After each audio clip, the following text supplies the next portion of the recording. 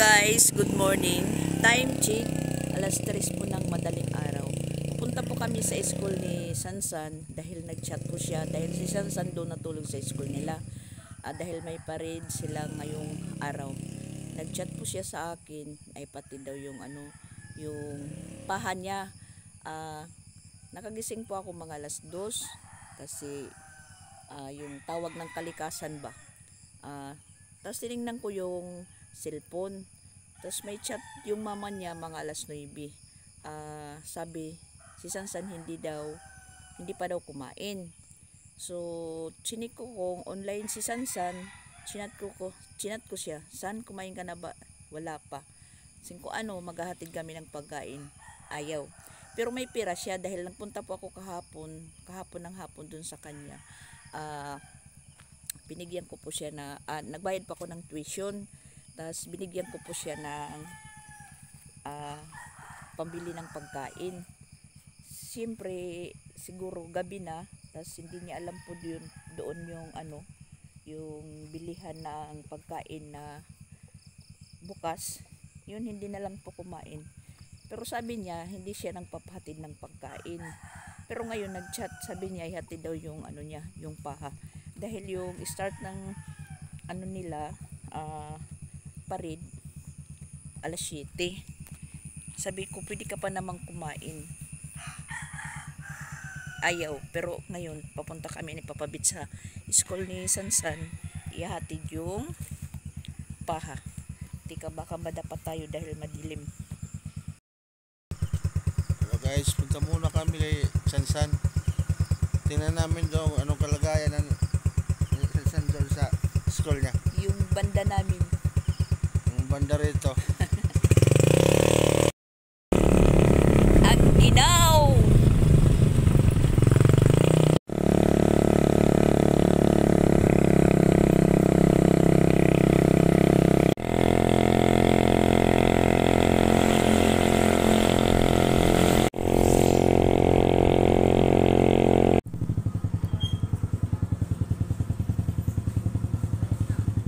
Dito na po kami sa school ni Sansan.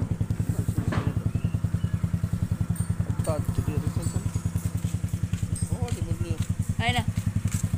Hore pa kakaon. Sige la. Ba yung pagparid niyo niyan. Makuwang ka. Matumbo. May man maabri naman din ang kuan. Tubig na mapaso. Berikad ka mo pagkaon. Tinapay. Tinapay? Apa kami tinapay? Babalik ka di. Pandesal ba? Ha? Sige. So, ayan. Bibili muna kami ng pandesal. Tapos ibabalik namin doon kay Sansan. Ayan, nandito na po kami sa bahay. Ang gagawin na lang namin din ni Papa Bits, magkakape kami. As ito, bumili na din po kami ng pandesal.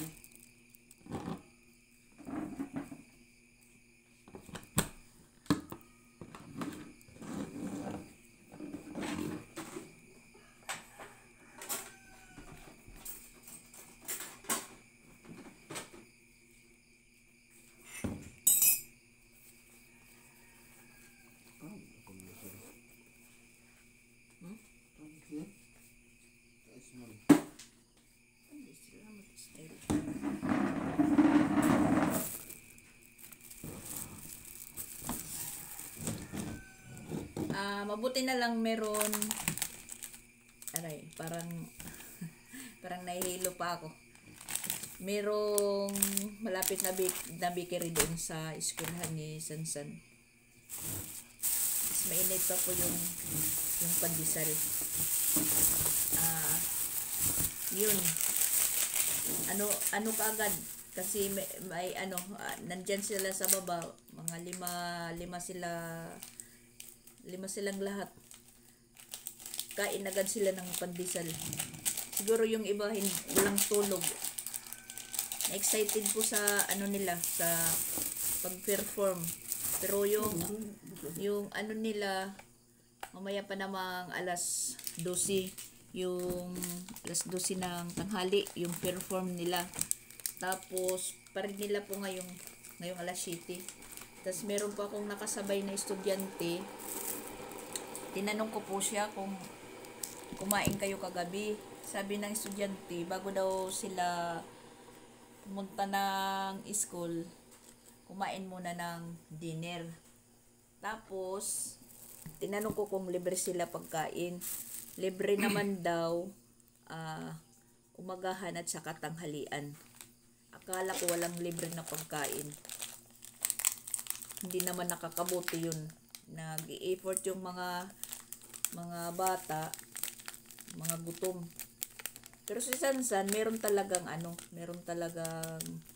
pambili ng pagkain. Kaso lang, hindi pa siya sanay.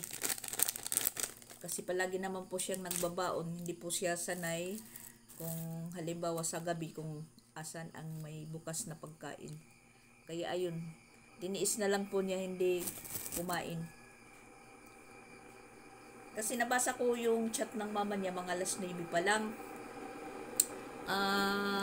Maaga pa po akong nahiga or natulog kasi yung ngipin ko sumakit. Kahapon lang sumakit. Sakit na matindi na hindi po tayo nakakain.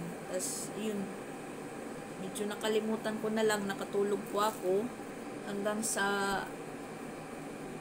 mga alas 2 pasado nakagising tayo dahil parang mawiwiwi tayo. Yun, bumangon ako. Tapos chinik ko nga yung cellphone ko. Nabasa ko niya, yung mama niya. Tapos nag-chat-chat kami ni Sansan, ayaw naman niya magpatid ng pagkain. Siguro bumili na lang po siya ng chichirya or kasi may bukas naman na tindahan kanina pag punta namin doon, may bukas na tindahan na malapit sa eskwelahan nila. Yun lang, baka meron din po ako nakita doon na may tinda ng mainit, yung automatic lang, yung mineral na ay merong dispenser. Pero hindi mahilig si Sansan magkape or Milo. Kain lang yung niya.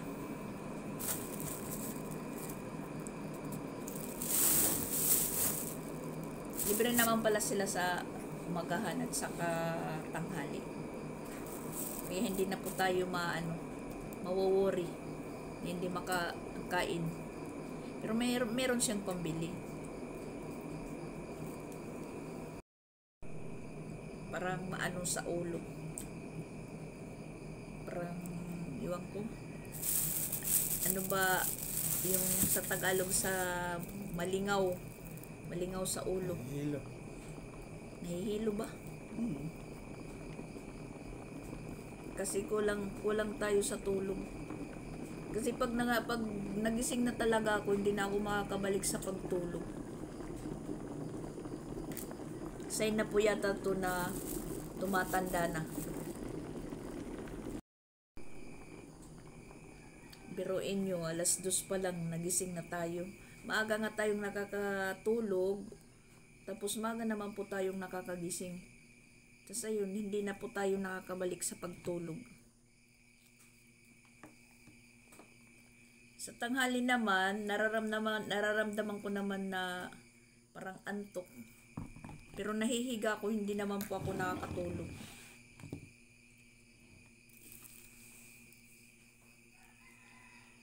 Maraming pumapasok sa isipan natin.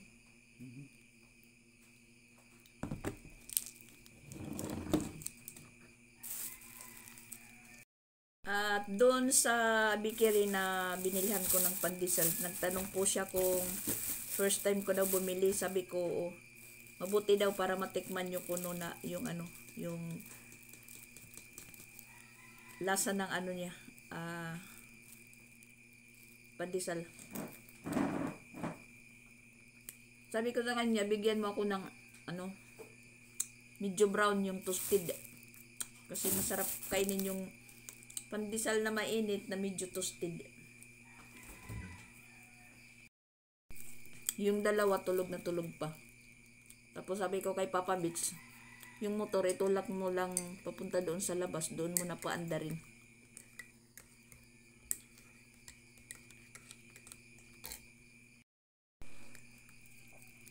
Sakit yung ngipin ko kagabi, tapos medyo may butas po siya.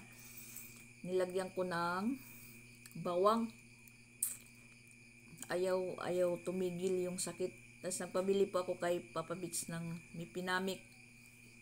Ayun, medyo kumalma yung sakit. Tapos pinakain ko sila siya. Tapos yun, sabi ko sa kanila na dalian nyo yung pagkain nyo dahil may higa ako dahil masakit yung ngipin ko.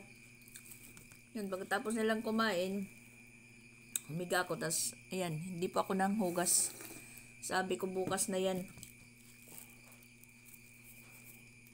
Tapos yun, nakatulog na ako. Tinulog ko na lang. Tapos yun nga, pagkagising ko, nabasa ko yung chat ng mama niya.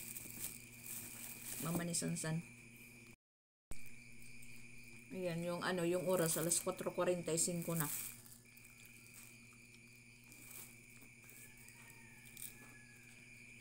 So, ayan po guys, dumating na po yung kinuntak ko na maglinis dyan. Ayan po, at yun pong mag-asawa na binigyan ko po ng amakan. Mga alas 6 pa lang sila nagpunta dito. Ayan, kasama po yung asawa at anak. Ayan po. At pinapaggatas ko na sila. At yung pandesal na tinira ko para kay Chrislyn at Sia, binigay ko na lang sa kanila. At ayan, kagigising lang po nila.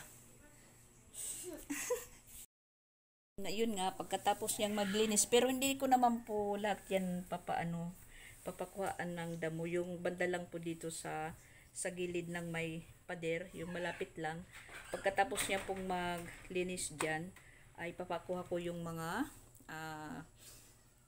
bunga ng niyog na maliliit pa.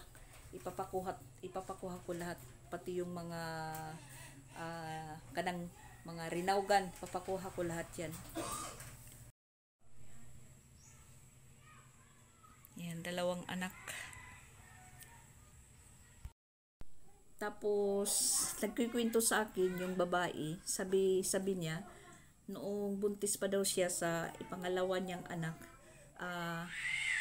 nag-ano daw siya, yung nagbabahay-bahay kung sino daw yung magpapalinis, basta yung magpapagiho na umaabot daw siya doon sa Makaas, sa lugar nila May Timang. Magang-maga pa daw kuno siya naglalakad. Nagtatanong siya kung sino po yung magpapalinis, kung sino po yung magpapaibot ng mga damo. Yun, nung buntis pa siya. Pero nung manganak na siya, hindi na po niya daw nagawa. Mayroon daw siyang naging amo noon. Medyo nagalit daw na hindi na po pumunta doon. Wala naman po siyang magagawa dahil nanganak na. Hindi na pwedeng ng mga damo, yung maggiho. Iwan ko ano sa Tagalog yung giho.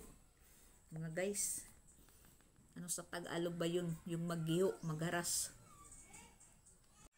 Ayan, nalinisan po yung isang niyog. Ang kaso lang po, itong isa hindi po masyado nakuhaan dahil maraming langgam na pula, yung hamtik. Hindi kinaya. Pinababa ko na lang, baka mahulog. At saka nandun na nakauwi na po sila, at yung pinaano ko dito hanggang lang, kunti lang naman dito lang. Tas ayan, dito. Tas ayan, kinuha na damo, pag natuyo na, mamaya-mayang hapon, susunugin ko na lang. Yun lang po, yun lang yung pinalinisan ko. Dahil pumapasok na talaga dyan sa sa loob, yung mga dahon. Ayan, papag-almusalin muna tayo yung dalawa. Dahil umalis na naman po yung naglinis.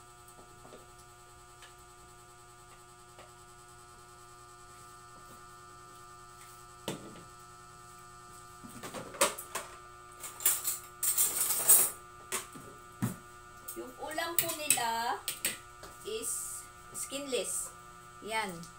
Mag-aalmusal muna na habang po tayo maghahanda rin sa lulutuin natin na ulam. Papaanuhin ko muna kasi frozen. Yung tamban tulo hindi ko maluto-luto is kabitsin ko dahil mamayang tanghali magpupunta na po kami doon sa pag-aanuhan nila Sansan. Yung eskwelahan na fashion, malapit lang doon kila May Timang. Fashion siguro yung eskwelahan. PH is basta ganun, doon po sila magpe-perform sila Sansan. At yun, maghanda po tayo ng pagkain para nang makapunta po tayo doon sa binyo nila Sansan, sa competition. Papaanuhin ko lang muna yung isda kasi frozen nga. Yan, papakainin ko muna yung dalawa. Mag-pray na kayo. Father, Son, the Holy Spirit. Amen. Blessings, O Lord, for this thy gift, which we are about to receive from thy bounty through Christ our Lord. Amen. Father, Son, the Holy Spirit. Amen. Sige na, kain na.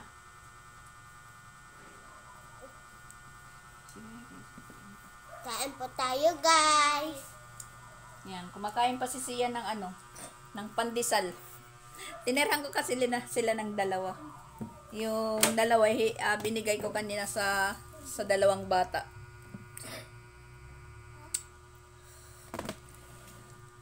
At ngayon naman, maghahanda po tayo sa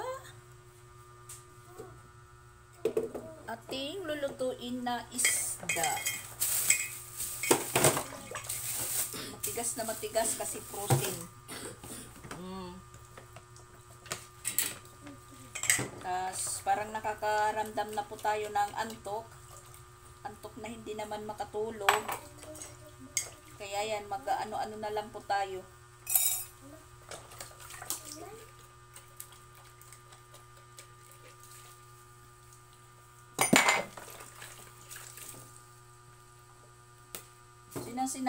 Kain na. Para matapos na.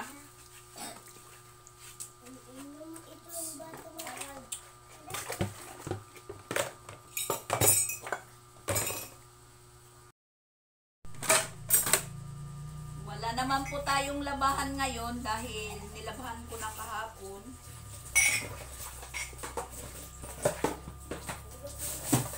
Ayan, palamputin na po natin yung isda. At habang po nagpapalambot, maghihiwa na lang po ako ng mga panhalo.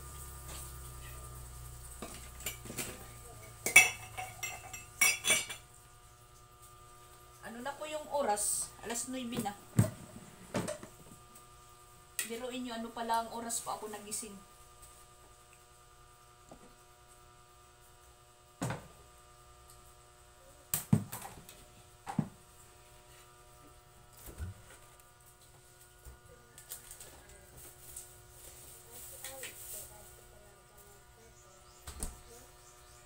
Maghihiwa muna ako ng pang iskabitsi. Ayan. Luya, bawang, sibuyas at saka bell pepper. Kapag hiwa na po tayo ng panglamas sa iskabitsi at saka nag-umpisa na din po ako magprito ng isda.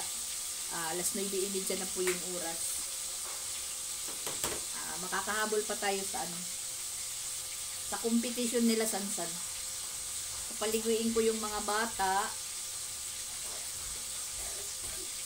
Tapos kakain muna bago ko umalis.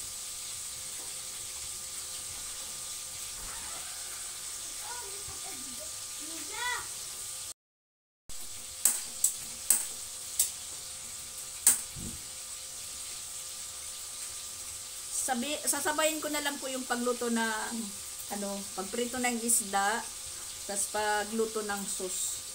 Para pag matapos na po yung pagprito ko, meron na po tayong sauce.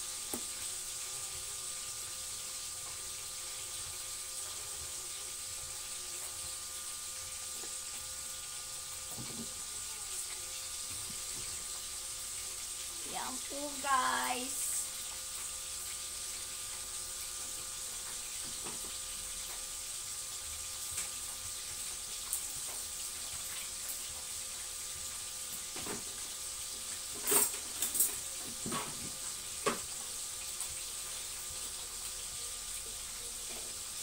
Luto tayo pag may time.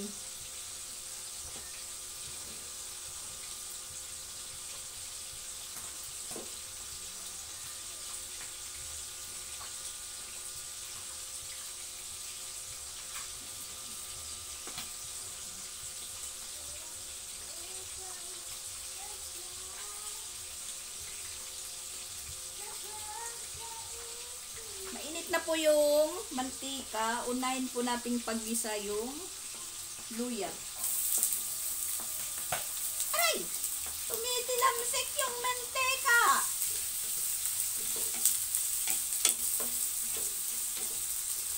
Huwag naman po.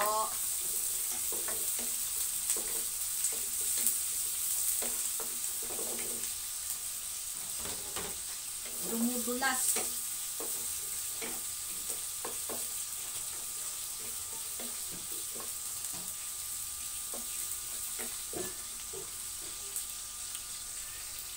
Papa-brownin ko lang yung luya.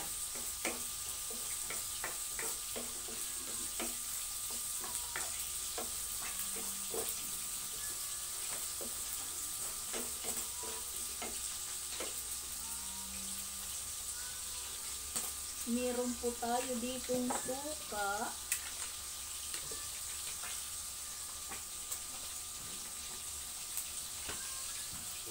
At naku, yung tuyo ko kunti na lang pong laman. At brown sugar.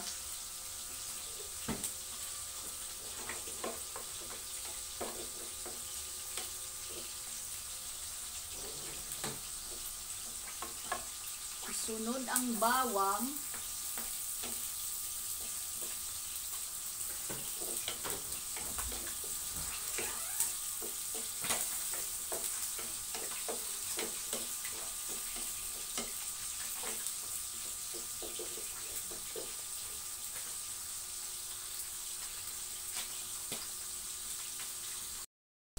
Tapos papagsabayin ko na lang itong sibuyas at saka bell pepper.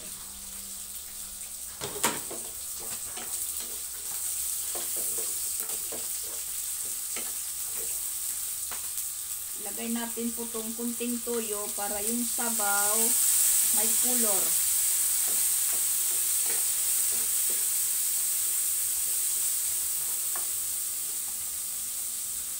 Suka.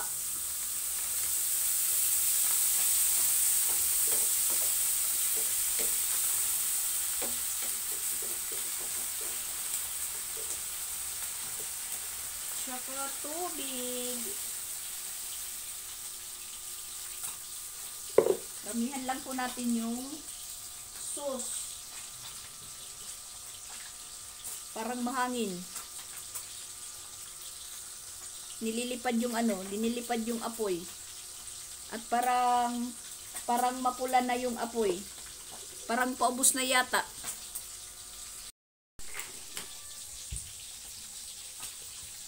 Lagyan ng asukal. Kailangan yung lasa sweet and sour. Maasim na matamis-tamis.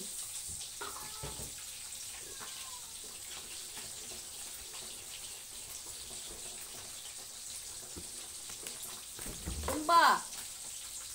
Ayan po yung pinaggagawa natin. Mag-iiskabitsi po tayo. At syempre, meron po tayong nakandang kinutaw na cornstarch para pangpalapot. Yan, pulong-pulo na po yung sauce natin. Pwede na natin ilagay ito.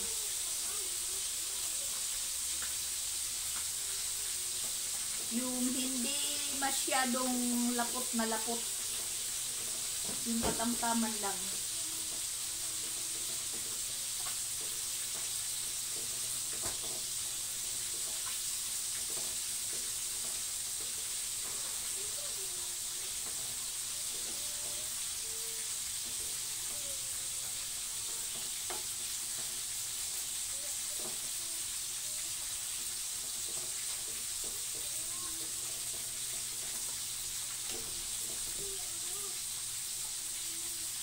Yan, okay na yan. Yan, hindi masyadong malapot.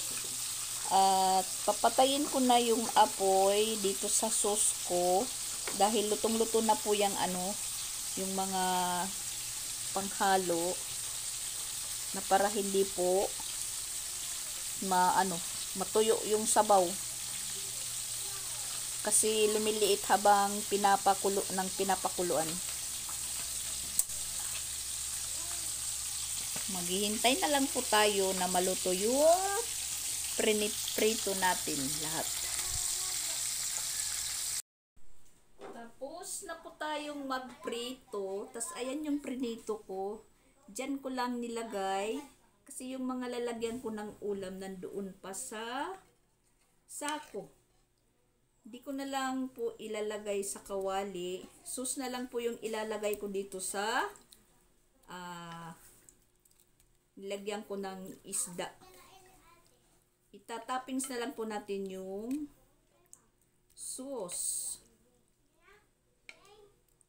Yung mga lalagyan ko po ng ulam is nandun pa sa sako. Hindi ko pa kinuha dahil wala pa pong paglalagyan.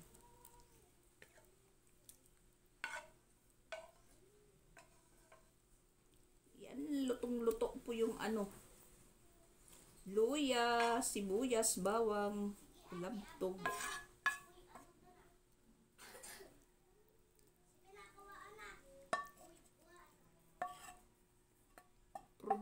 Probinsya nakaluto.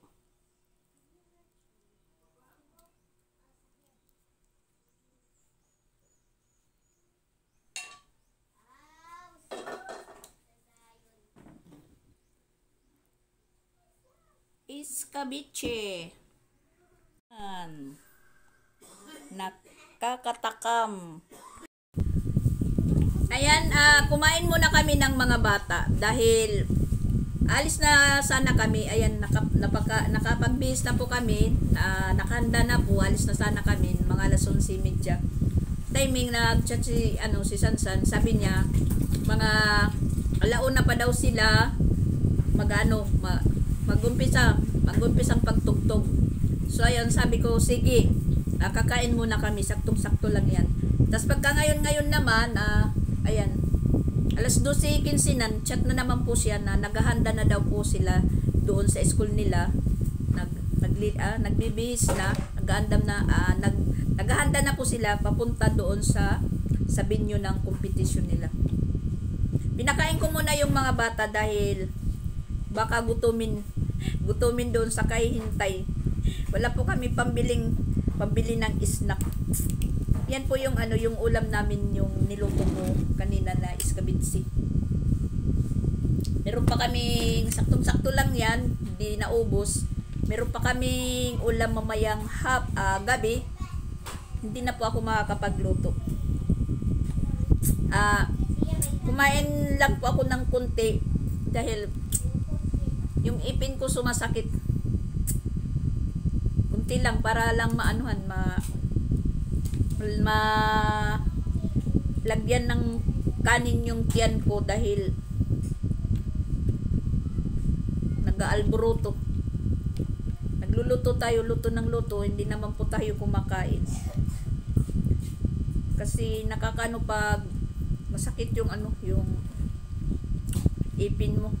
Lalo na kagabi, parang ayaw kong kumilos dahil sa sakit. Buti na lang pag inom ko ng Mipinamig, medyo kumalma po siya. Pero ngayon nag-uumpisa na naman. Pag nasasagi kasi to, sakit. Pag umuya, masakit kasi siguro ko namamaga yung gums ko dito na para yung ipin po umusli na pag nasasagi masakit. Hindi po tayo makanguya ng mabuti. Ewan ko kung magkano yung pagpabunot ng ipin. Siguro mahal dito sa Cebu.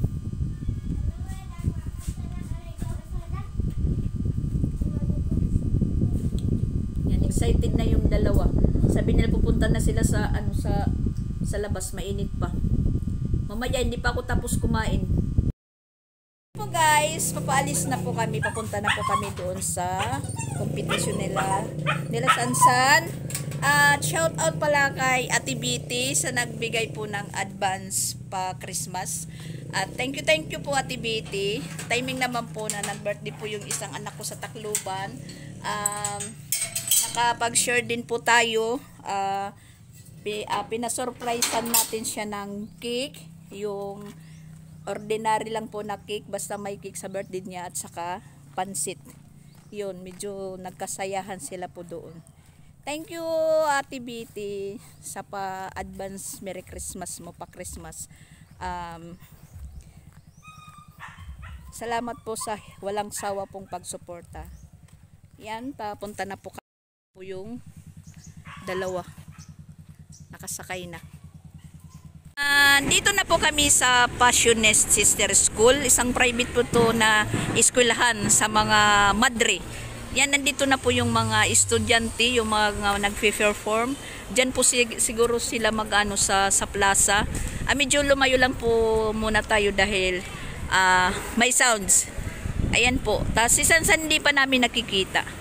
Buti na lang po nauna po kami magpunta dito. Pero sabi ni Sansan, papunta na rin po sila dito. Napakainit, sobra. Yung dalawa. Si Sansan! Oh! Guwapo ni Sansan! So, ayan, uuwi na po kami dahil mamayang gabi pa yung result. Ang ganda ng performance nila Sansan. At sigurado na sila po yung mananalo. Oras is alas 3:30 na po. Uuwi na po kami. Wakas, nakauwi na din po kami. Sobrang init po. Pero worth it po yung pagpapainit namin. Nakapanood din po kami ng performance ng Kuya Sansan namin. Yan, nagkalat si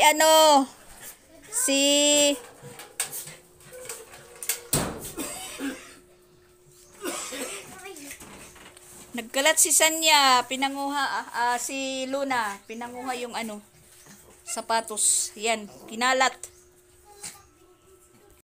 Ayan, nandito na po kami sa bahay. Natapos din yung nila Sansan pag-perform. Hindi po ako nakakuha ng video sa pag-perform nila dahil maingay, may sounds. Baka po tayo maka-copyright, masayang. Pero napakasaya po. Kahit mainit, dyan po kami sa imprant nila, mainit. Yung sikat ng araw is nakaano din sa amin, nakaharap. Bali po yung init ng araw, nakaharap sa amin. Hindi iniinda sa kasayahan. Ayan si Chrislyn. Nagkahiwalay po kami doon dahil hindi naman po as in maraming tao, pero nagkahiwalay po kami. May singpwisto po sa amin. Ako sa kaliwa, sila saan kayo banda? Sa gilid. Doon po sila sa may stage. Si Papa Beats doon sa likod lang. Hindi po siya as in imprant po nanood dahil mainit na mainit nga. Itong dalawa sunod ng sunod sa kuya nila.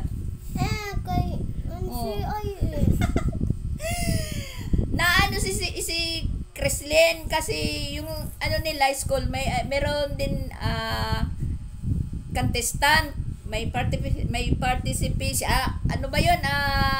participant yung CIS elementary. Sabi niya sana manalo daw yung CIS, pero pag tingin po sa ng kuya nila, sabi niya si kuya na daw yung mananalo. Hindi na po yung sad si Chrislyn dahil hindi na mananalo yung sa kanila. Basali ka na lang sunod para kayo ni kuya yung maglalaban sa competition. Ayan po guys for today's video. Bye bye muna. Thank you for watching.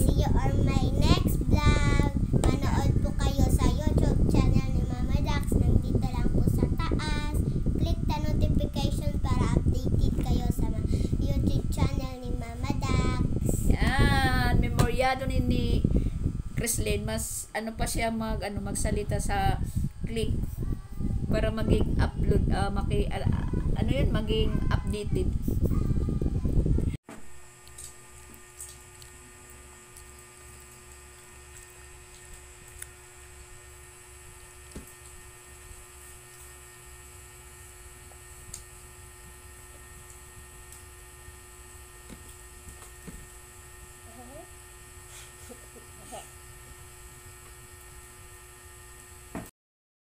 Po guys, may good news po ako sa inyo.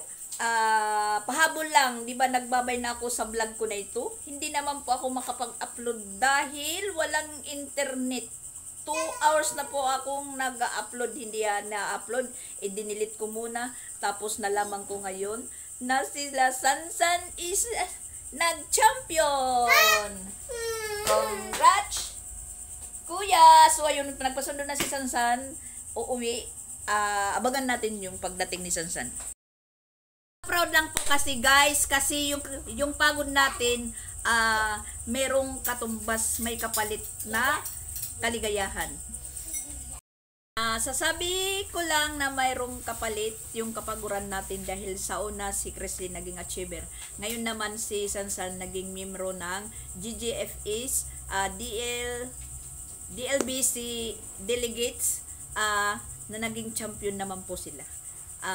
Nakaka-proud naman po kasi. Napapalitan yung natin, yung pagod at puyat. Yun. Congrats sa mga taga GGFA's DLBC. Ayan, paparating na po sila, Papa Beach. Papatayin nila yung ilaw. Susurprise po nila yung kuya nila.